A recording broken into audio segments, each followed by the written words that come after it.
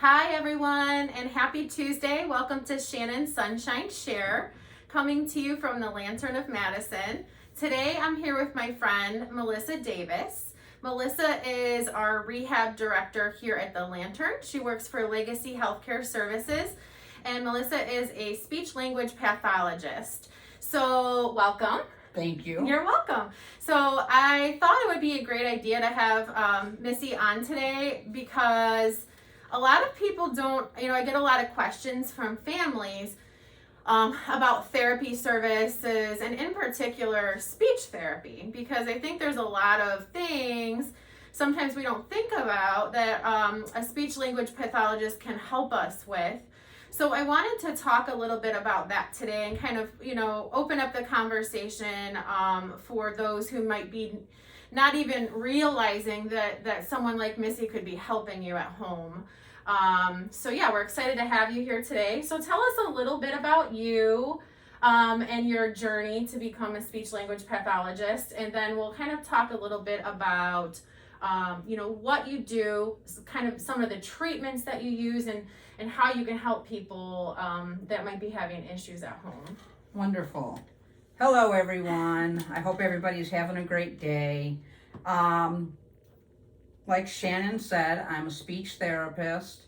I wear hearing aids myself, and I started wearing them when I was 7 years old. All growing up, I don't know if it's that normal thing that all kids, if there's something in their lives that happens and that's the direction that they're going to head. All going to school, I wanted to become an audiologist. I went to the University of Toledo for my undergraduate work, and as I was studying audiology, once I got to the neurology, learning about the brain, I really became fascinated with the idea of being a speech therapist.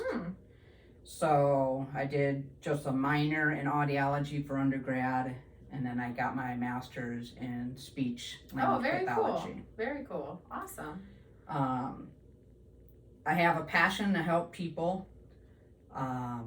That's one of the reasons why I picked speech therapy. I have a passion to help people. I think with my hearing loss and the understanding of how other people may be feeling, especially if we have our residents or our family members that have dementia or Alzheimer's or any other medical complication that could be causing issues. And I think that probably really gave you kind of a leg up because you've been through these issues and you understand how other people are feeling and what they're going through. So that's really pretty neat.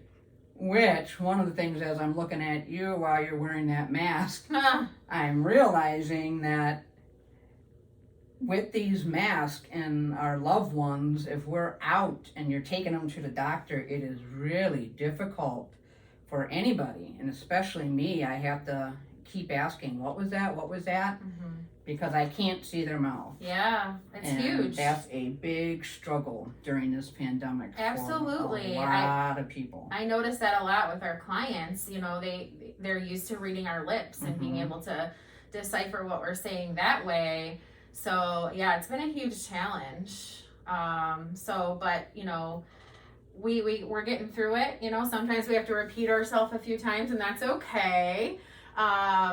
But yeah, any types of those barriers are really difficult, especially like you said, when you're dealing with someone who has some neurocognitive deficits or memory loss, things like that. So tell us a little bit about what a speech language pathologist does, kind of an all-encompassing, job description or what have you.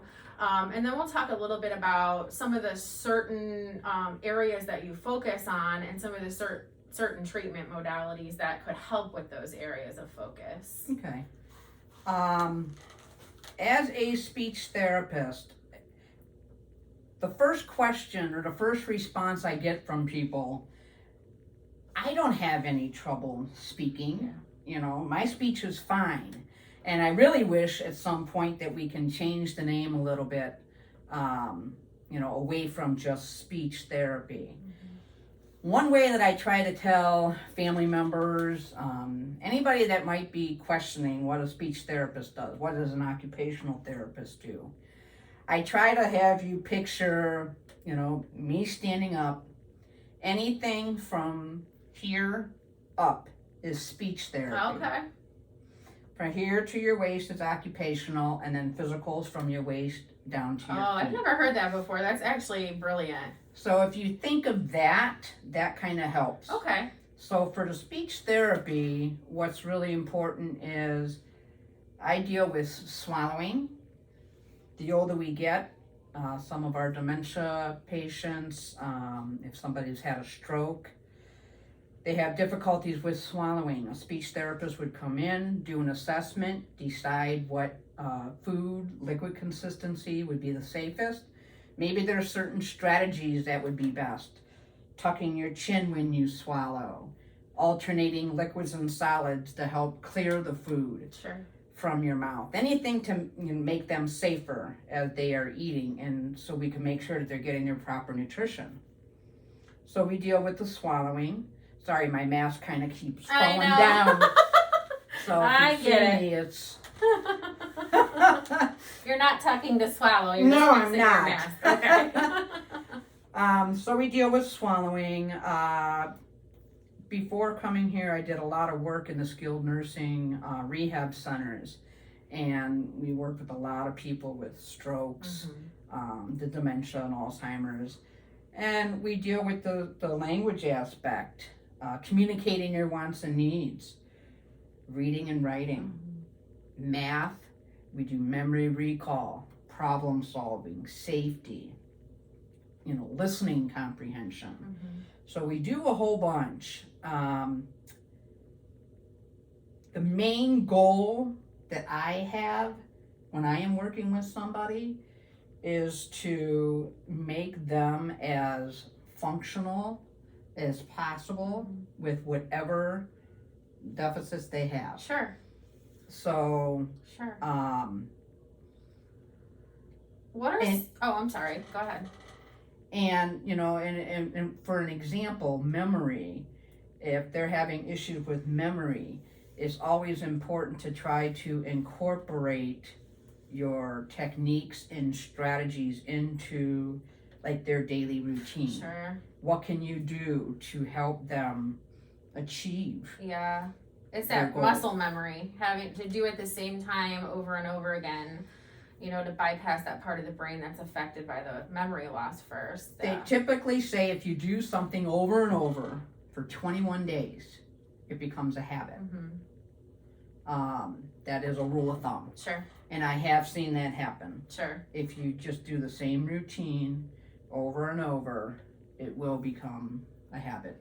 So you spend a lot of time kind of providing education to our staff as well. So the communication is really important. So that if you put a treatment in place, you're educating the staff on how to do it, when to do it, and why they're doing it, correct? Absolutely. Awesome. Cool. Awesome. And along with educating the staff, it's very important to educate the family as well, to let them know what we are working on. If they're in a facility or an assisted living like the Lantern, communication is the best way to go. Absolutely, especially right with now. The quarantine. Yeah, because we are the family's eyes and ears. So it's very important to keep that open line of communication. Yes. And kind of paint a picture of what's happening.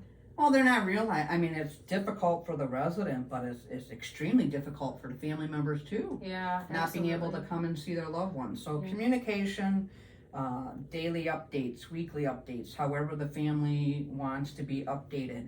I have a few residents that actually, they gave me their cell phone and I will snap photos or show them walking and send that to the family. I love it. So I see you working a lot with our clients and helping them communicate with their families. I've seen you on the FaceTime. I've seen you helping them try to navigate and learn how to work their phones. So that kind of stuff is super important. And I think maybe a lot of people don't realize that that's something that, a speech therapist can help with. that's something that your insurance would cover. Mhm. And so that's why I kind of wanted to hop on today and talk about some of the different things, because a lot of times, like you said, when people hear speech therapy, they think, oh, I can talk fine, or I can swallow fine, but there's so many other things that you can help with. Right. I'm a very computer techie person, and it's funny because I have people knocking on my door. Can you help me with this? Which I don't mind. IT. Something that the FaceTiming, the emails, the text messages. I try to take whatever the resident wants to do.